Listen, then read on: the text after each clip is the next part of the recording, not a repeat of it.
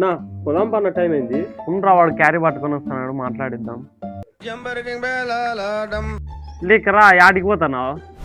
నీకు తెల్లా నాకు జాబ్ వచ్చింది, పోల్లా నేను, టైం అయింది. అవునా, ఏం జాబ్ వచ్చిందిరా? రాజశేఖర్ ఫ్యాక్టరీలో.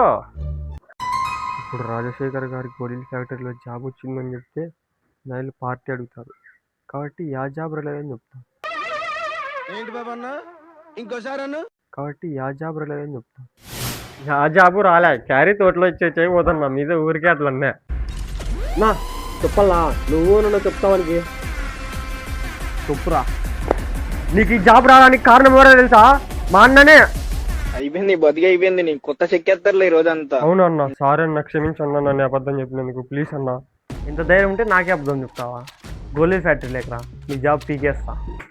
నికృష్టుడా, దరిద్రుడా, అమావ చోటు పుట్టినోడా.